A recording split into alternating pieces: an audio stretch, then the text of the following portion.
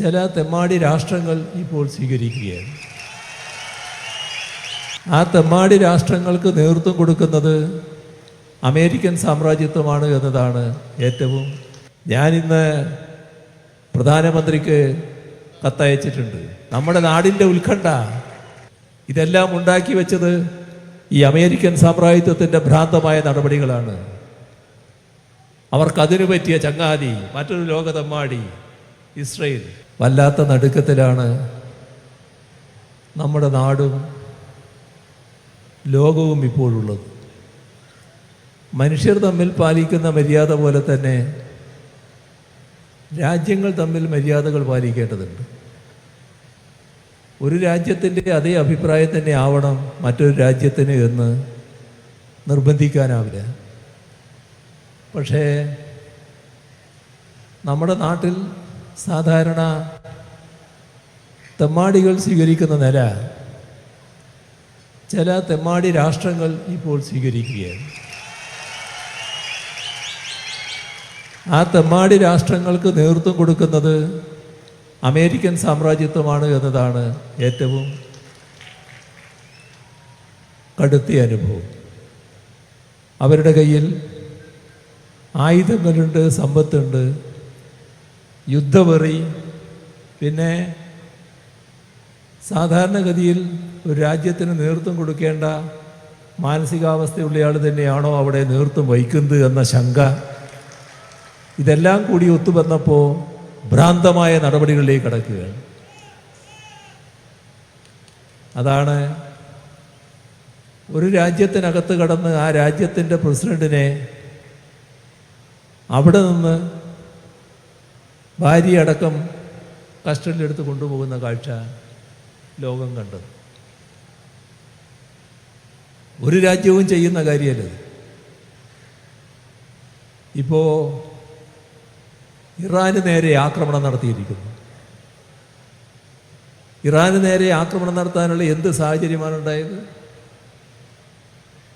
ലോകത്തിന് മുന്നിൽ എന്തെങ്കിലും വസ്തുതകൾ അങ്ങനെ പറയാൻ കഴിഞ്ഞോ? ഏതെങ്കിലും കാര്യങ്ങൾ അവതരിപ്പിക്കാൻ കഴിഞ്ഞു? തങ്ങൾക്ക് വിരോധമുള്ള രാഷ്ട്രങ്ങളെ വെച്ചു വാഴിപ്പിക്കില്ല എന്ന നിലയാണല്ലോ. ഒരു രാജ്യത്തിൻ്റെ പരമാധികാരിയായി ആ രാജ്യം കണക്കാക്കുന്ന ആയത്തുള്ള ഖൊമേനിയെ അദ്ദേഹത്തിൻ്റെ വീട്ടിൽ അദ്ദേഹത്തിൻ്റെ മകളെയും കൊച്ചുമോളെയും മകളുടെ ഭർത്താവിനെയും എല്ലാം കൂടെ ചേർത്ത് കൊല്ലുന്ന നില. ഇന്നത്തെ ആധുനിക സാങ്കേതിക വിദ്യ മേലെ നിന്ന് നിങ്ങൾ എവിടെയുണ്ട് എന്ന് കൃത്യമായി മനസ്സിലാക്കാൻ പറ്റും.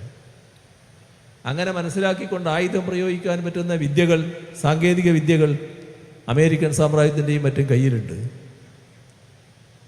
അത് വെച്ച് ഒരു രാഷ്ട്രത്തിൻ്റെ പരമാധികാരിയായി ആ രാഷ്ട്രം കണക്കാക്കുന്ന വ്യക്തിയെപ്പോലും കൊല ചെയ്യാൻ തയ്യാറാവുകയാണ്. എത്ര ഇതുപോലുള്ള അതിക്രമങ്ങൾ! എന്താണിപ്പോൾ അതിൻ്റെ ഭാഗം?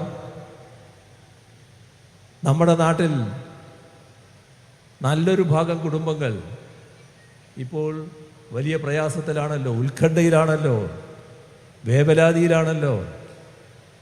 മകനും മകളും വേണ്ടപ്പെട്ടവരുമെല്ലാം പലരും ഗൾഫ് നാടുകളിൽ ജോലി ചെയ്യുന്നുണ്ടല്ലോ. അവിടങ്ങളിലെല്ലാം പ്രശ്നങ്ങളായി വന്നല്ലോ. ഇത്തരം കാര്യങ്ങളെ അപലപിക്കാൻ തയ്യാറാവണ്ടേ? ഞാനിന്ന് പ്രധാനമന്ത്രിക്ക് കത്തയച്ചിട്ടുണ്ട്. ഈ കാര്യത്തിൽ അടിയന്തര ഇടപെടൽ വേണമെന്ന് പറഞ്ഞുകൊണ്ട്. നമ്മുടെ നാടിൻ്റെ ഉത്കണ്ഠ, നമ്മുടെ സഹോദരങ്ങൾ ലക്ഷക്കണക്കിലാണ് ഗൾഫ് നാടുകളിലുള്ളത്. അവരെല്ലാം വല്ലാത്തൊരു അരക്ഷിതാവസ്ഥയിലാണ്. ഇതെല്ലാം ഉണ്ടാക്കി വെച്ചത് ഈ അമേരിക്കൻ സാമ്രാജ്യത്വത്തിൻ്റെ ഭ്രാന്തമായ നടപടികളാണ്. അവർക്കതിനു പറ്റിയ ചങ്ങാതി മറ്റൊരു ലോക തെമ്മാടി ഇസ്രയേൽ. ഈ രണ്ടു കൂട്ടരും കൂടിയാണ് ഇതെല്ലാം കാട്ടിക്കൂട്ടുന്നത്.